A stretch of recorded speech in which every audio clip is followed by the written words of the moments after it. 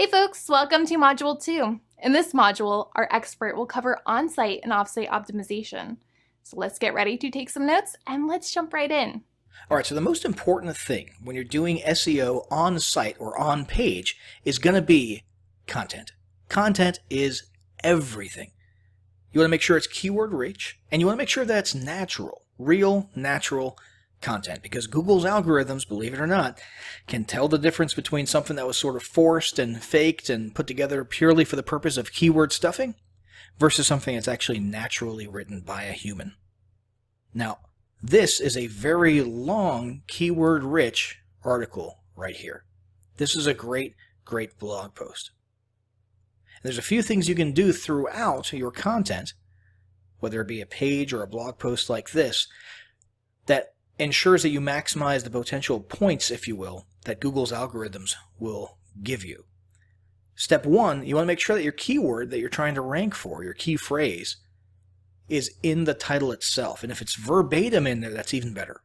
The next thing you can do is make sure that your subheadings also have that. Because the way that your page is laid out, if you actually dig into the HTML, is different chunks of text are broken up into things that have tags, okay? So the title of your page, that's basically your H1, meaning your primary headline, your H1 tag. And that, from the perspective of Google's algorithms, has a certain amount of points or a certain amount of value, right? Well, your subheadings do as well. You want to make sure and do is put your keywords or key phrases into subheadings like this and make sure that they are appropriately labeled. So right here, you can click inside of the newer WordPress editor and make sure that it's assigned an H2 tag so that Google knows that this is a subheading, okay, or a subheadline. And the same thing exists over here in the settings. You can adjust that there as well. So it's important to understand that simply going into textual content and making one line of it, tall and bold does not necessarily make it a sub-headline in Google's eyes. So this is actually very important to go through here, and with WordPress it's easier than ever.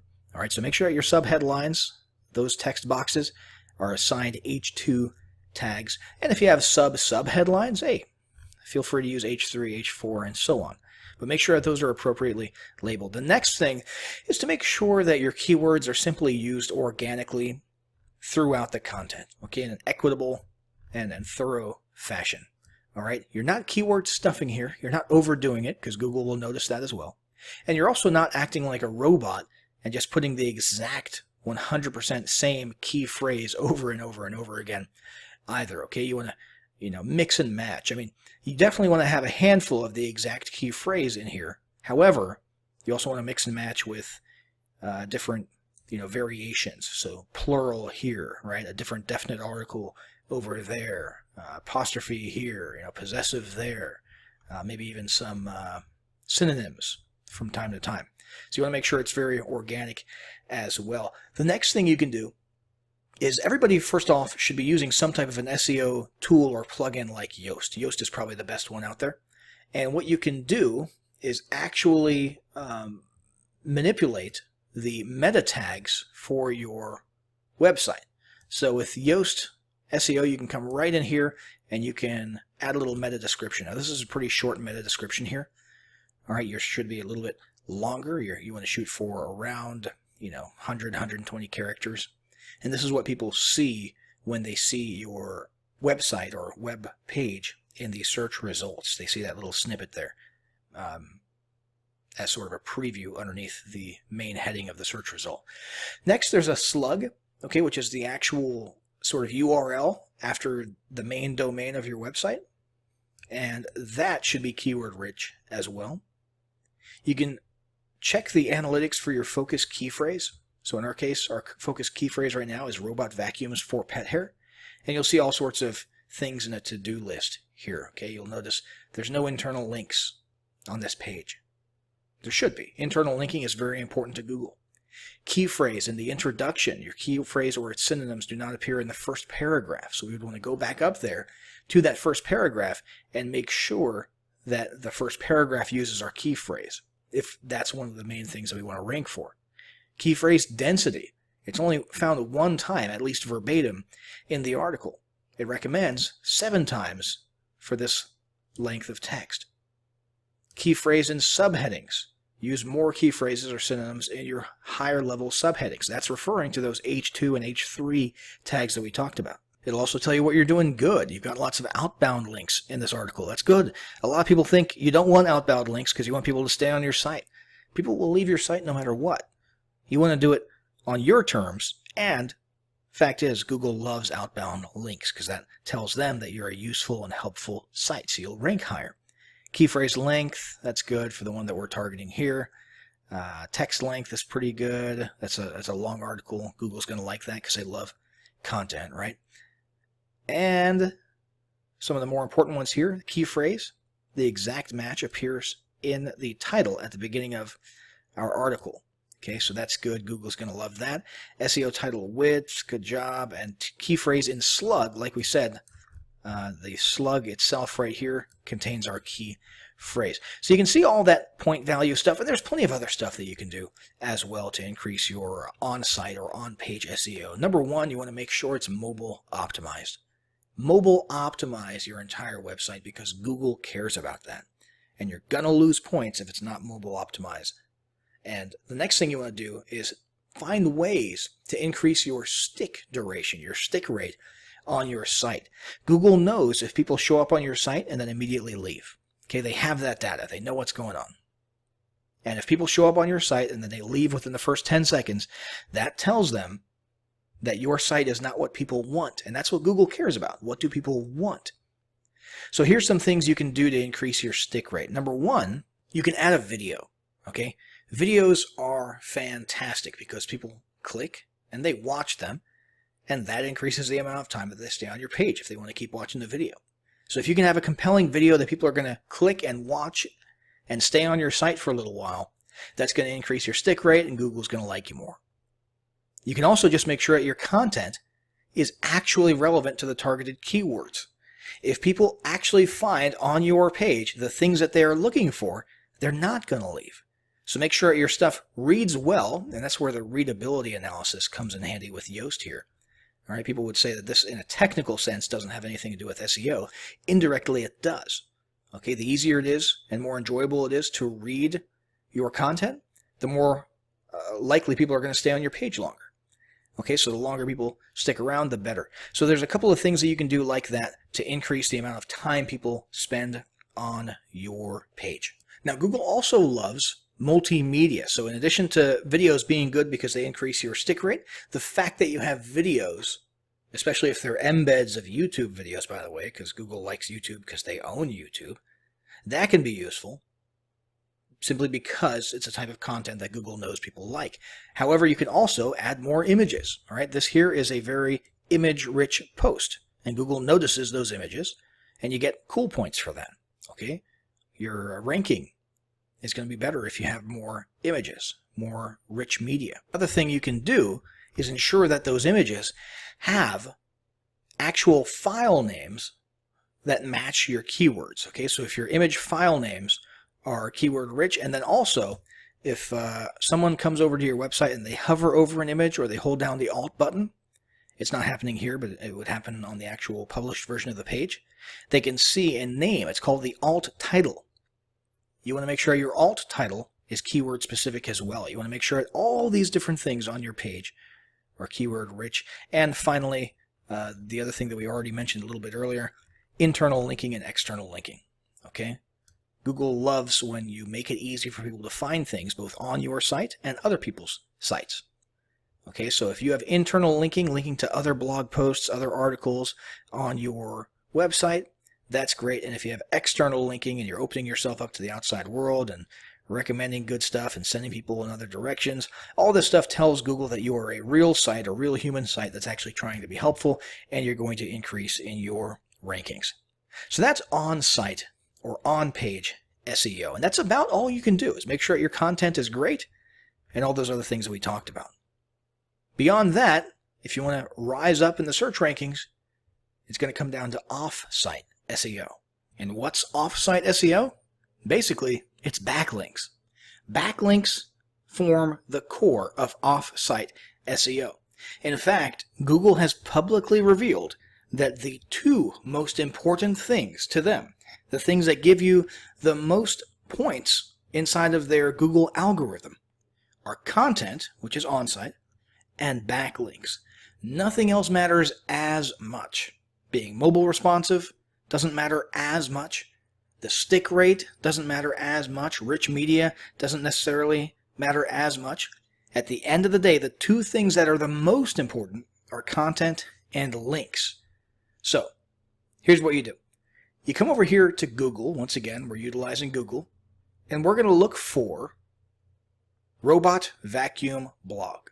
And what you're looking for here are different sites that create content, articles, blog posts, and so on about robot vacuums or whatever it is that you specialize in.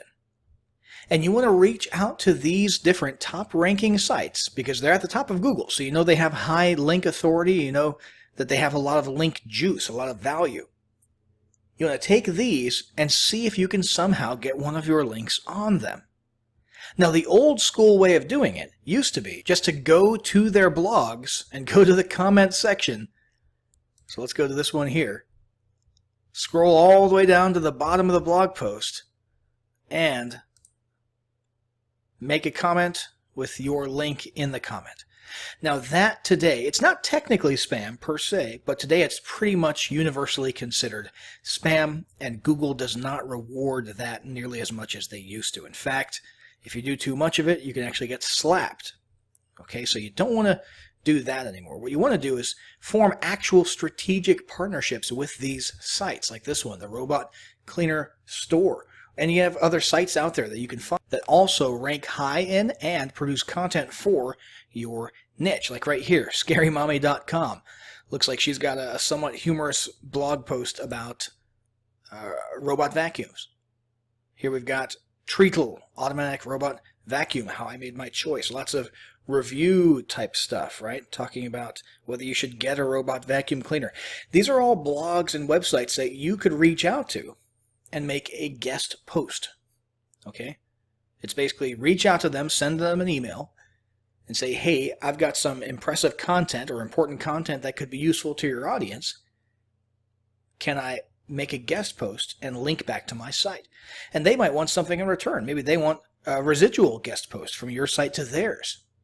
You know? So you've got to sort of get in there and engage in some business dealing with these other sites in order to get these high authority backlinks. Now that's one way to do it, but one of the quickest ways to do it is literally just to find the highest ranking sites for your specific keyword and spy on them. Figure out where they're getting their backlinks. Because if you can emulate, if you can mimic their backlink profile considerably, that'll be particularly beneficial because you know that their backlink strategy is working. They're right here at the top of Google. So you could grab this one here, grab this URL right there. It doesn't really matter too much what's in this article. We're interested in what's linking to this article. So let's come over here to Moz and Link Explorer, which is a free resource. We'll go ahead and paste that URL here. Exact page, so we want the links that are coming to that specific page, because a lot of these sites aren't necessarily going to be only specific to your niche and your topic. So for example, Tom's is known for all sorts of hardware and software related stuff, right? We only care about this particular page of theirs where they're ranking for robots, robot vacuums. So this is the exact page here. That's the URL. We're going to hit search. And once that's loaded, we're going to come over here to inbound links. And this is it. This is their backlinks. Do you understand how valuable this is? To see where they are backlinking from, where their site is getting linked. Now that is pretty darn neat. And what you can then do is follow up with these specific sites and try to get your site linked from these sites as well. And it looks like it's mostly blog and content sites that they've got these links coming from. So you can click on one of these, follow through to the site, and ask them, hey, what do I need to do to get a backlink? Or you could do a favor for them. One very common thing is to find broken links or old, outdated, expired links on someone else's blog and you're the one who pointed those out to them, so that's sort of a favor, and in return you're saying, hey, by the way, you could also link to my site. You could replace that old broken link with one to my site, which deals with the same kind of issue. So that's a very common form of doing it. But at the end of the day, it all comes down to outreach, manual, organic, real human-to-human outreach. You do not, I say again, you do not want to rely on databases or having some freelancer go out there and create a bunch of fake, totally generic, non-organic backlinks for you. A lot of people do that. Google is not stupid. They've been doing this for over a decade now, for 2 decades now or more, and their algorithm knows everything. So you want to make sure that you have super high-quality, organic, human-made backlinks from high-ranking sites or high domain authority sites. In fact, let me give you an example of what not ever to do. Never come here to Fiverr and pay for a gig where they promise to give you thousands of social bookmarks or profile backlinks for your site. Never do this. Please never ever do this. Here's another one. 1 million backlinks. Do you know what's going to happen to your site if you use something like this? Google's going to slap the heck out of you. You're going to be shooting yourself in the foot. Your SEO is going to be completely destroyed. So please don't do this. Backlinks should be human to human. The only exception to that would be your own content outside of your site. So your social profiles or other people's social profiles that as long as it stays organic, you can do some of that kind of stuff. If you're active on social media and you're linking back to your site, I'm not saying that social links hurt you, but that's organic and that's real. These people, how do you think they deliver 1 million backlinks? How do you think they deliver 600 social profile backlinks? Because they do it for hundreds of other people too. And Google's algorithm identifies those social profiles and those sources of links as places that are basically, spammy links. Links created purely to artificially get people higher up in the search rankings. And it might work for a week or two. It might work at first, but it'll always come back to bite you. So don't do this. One exception would be press releases. Okay, if you go to PR Web or PR Newswire and you pay money to have someone write up and submit press releases about your business or about your campaign or whatever the item in question is, and they send it out to a whole bunch of different news networks and news websites, that can actually have a positive effect because those different sites do in fact have high authority and credibility in the eyes of Google. And investing in press releases is something that a lot of legitimate businesses do. So that would be one method of actually getting yourself out there. However, make sure you're not going this route. Don't go and find a micro job or gig website and have someone mass produce a whole bunch of spammy links. It's going to hurt you quite a bit. So that's it for on and off site SEO in this lesson. As you can tell, there's a lot of work that goes into this. A lot of time, a lot of communication, a lot of manual, hands-on tasks. However, there is a way to save on some of the time, outsource it a little bit, and make the process a whole lot easier and faster. We're going to discuss all of those ways in the next module.